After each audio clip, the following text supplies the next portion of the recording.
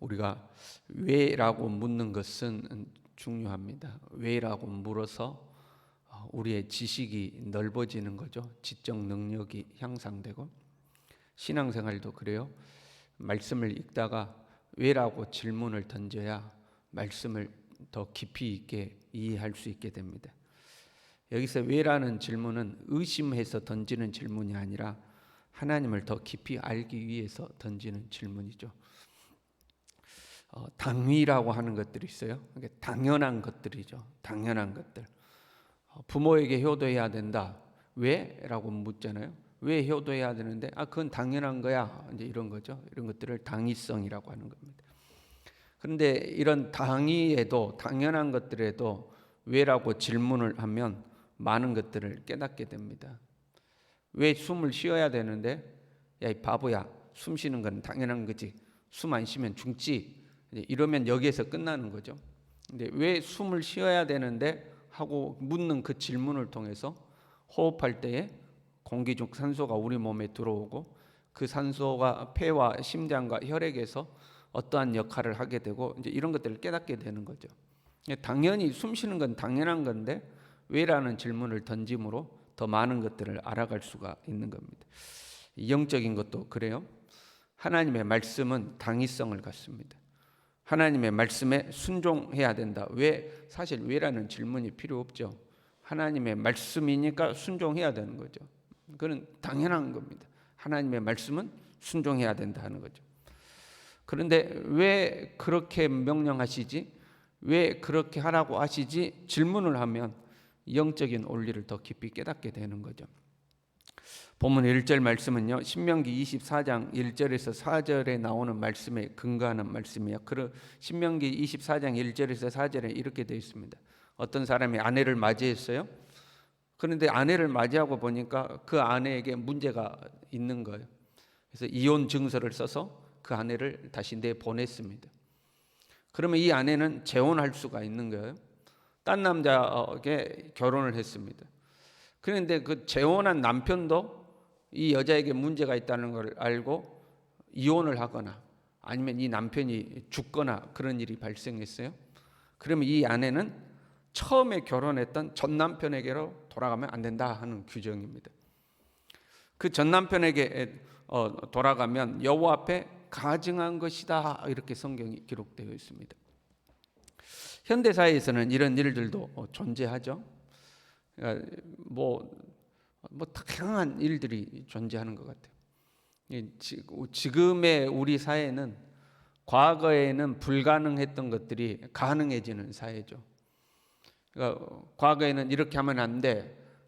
그 남존 여비가 있을 때는 여자는 이러면 안 돼. 남자는 이러면 안 돼. 이런 것들 있잖아요. 그러면 왜라는 질문을 던지는 거. 왜 안 되는데? 라고 던지는 거죠. 여기서 왜라는 질문은, 세상에서 던지는 왜라는 질문은 의심하는 겁니다. 기존의 질서를 무너뜨리기 위해서 그 왜 안 되는데? 왜 안 되는데 질문을 던지죠. 그래서 기존에 지켜왔던 어떤 가치들을 무너뜨려 내리는 거죠. 사실 세상에서 교회가 공격받는 이유 중에 하나가 교회는 보수적인 가치를 지키기 때문에 그렇습니다. 그렇잖아요. 부모를 공경하고 남편은 아내를 사랑하고 아내는 남편에게 복종하고, 부모는 자녀를 하나님의 말씀으로 양육하고 자녀는 부모에게 순종하고, 이런 가장 기본적인 보수적인 가치들을 교회는 끝까지 지키려고 하잖아요. 근데 세상은 거기에 대해서 질문을 던지는 거죠. 아니, 왜 아내가 남편에게 복종해야 되는데? 왜 자녀가 부모에게 순종해야 되는데? 자녀는 자녀 나름대로의 인생이 있는 거지. 이렇게 왜라는 질문을 던져서 기존의 가치들을 무너뜨리는 거죠. 세상이 던지는 왜라는 질문은 무너뜨리기 위해서 던지는 질문이죠. 우리는 하나님의 뜻을 더 깊이 발견하기 위해서 왜라는 질문을 던지는 거죠. 그래서 세상이 왜 그래야 되는데, 그럼 우리는 그 하나님의 법이야, 하나님의 뜻이야 라고 이야기하면 세상은 그런 하나님이 어딨냐, 그런 하나님 안 믿어도 돼 하고 하나님까지도 무너뜨리려고 하는 거죠. 왜 안 되는데? 그 하나님의 법인 거죠. 그럼 우리는 왜 하나님은 그런 법을 만드셨을까 하고 묻는 거죠. 왜 하나님은 이런 법을 만드셨지? 왜 하나님은 이런 걸 하지 말라고 하시지? 그렇게 물어서 그런 것들을 명하신 하나님이 더 깊은 뜻을 우리는 찾아내는 거고, 세상은 그것들을 무너뜨리는 거죠. 왜 첫 번째 남편에게 돌아가면 안 되는가 이렇게 이야기해요. 그 땅이 크게 더러워지지 아니하겠느냐. 하나님이 만드신 질서대로 사는 걸, 그걸 우리가 이제 순리라고 이야기하는 거잖아요. 순리에 어긋난 삶은 땅을 더럽힌다 하는 거죠. 아담과 하와가 범죄함으로 하나님의 질서를 어긴 거 아닙니까? 땅이 저주를 받죠. 죄는 사람이 저질렀는데 저주는 땅이 같이 받는 거예요. 가인이 아벨을 죽였어요. 그랬더니 이렇게 기록하고 있어요. 핏소리가 땅에서부터 내게 호소하느니라. 그 가인이 아벨을 죽여서 아벨에 흘린 그 피가 땅에 떨어졌는데 그 핏소리가 땅에서부터 내게 호소한다 이렇게 기록하고 있죠. 사람의 범죄함으로, 사람이 하나님의 질서를 어김으로 땅이 저주를 받는 거죠. 그때 땅이 더러워졌다 하는 것은 땅이 불결해졌다 그런 의미만은 아니죠. 네가 밭을 갈아도 땅이 다시는 그 효력을 내게 주지 아니할 것이다. 땅이 가지고 있는 효력을 상실해 버리는 거죠. 땅은 우리의 터전이고 땅은 우리 자신이죠. 그런데 내게 주어진, 하나님이 창조하면서 내게 주어진 그 효력, 그 능력이 없어져 버리는 겁니다. 어떻게 할 때? 하나님의 순리에서 어긋난 길을 가면 땅의 효력이 없어지는 거예요. 그래서 황폐하게 되는 거죠. 3절에는요. 그러므로 단비가 그쳤고 늦은 비가 없어졌느니라 이렇게 기록하고 있어요. 땅이 황폐해졌을 때 그 땅을 회복하는 것이 비입니다. 비가 와야 그 땅이 회복되는 게 아니에요.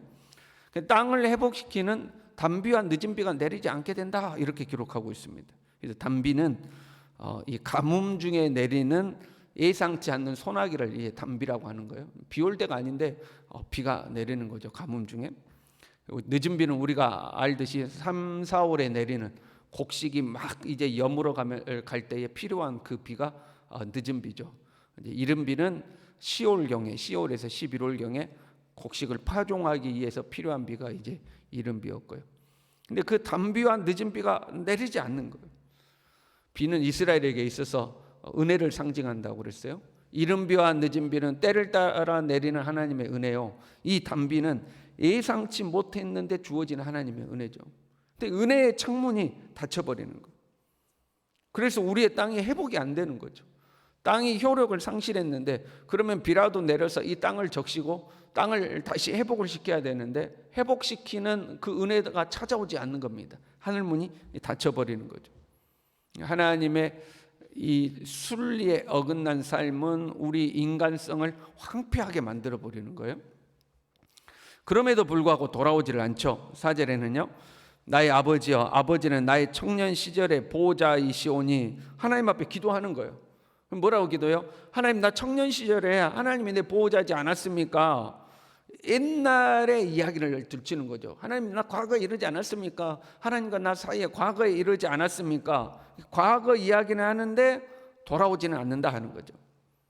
여러분, 우리의 신앙이요, 자꾸 과거만 이야기하면 안 돼요. 옛날에 내가 말이야, 옛날에 내가 말이야. 옛날에 그렇게 신앙생활 했던 거 중요해요. 그러나 그것보다 더 중요한 것은 현재 내가 하나님과 어떻게 사느냐, 이게 중요하지 않겠습니까?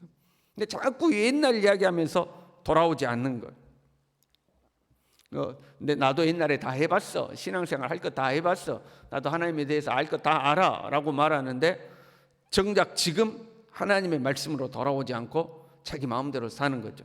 돌아오지 않는 이유를 5절에 이렇게 기록해요. 보라, 네가 이같이 말하여도, 하나님 옛날에 내 보호자지 않았습니까? 내가 청년 시절에 하나님과 하지 않았습니까? 이렇게 말하여도 악을 행하여 내 욕심을 이루었느니라. 그 욕심 때문에 하나님께 돌아오지 않는다는 거예요.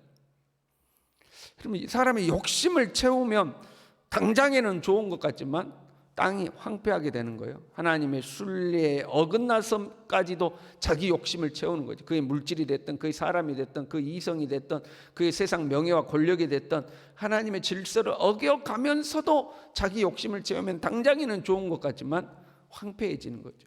삶이 황폐해지는 거예요. 심령이 황폐해지는 거예요. 나라는 존재가 황폐해지는 거죠. 하나님은요, 사실 우리를 받아들일 수 없는데 우리를 받아들이려고 하고 계시는 거예요.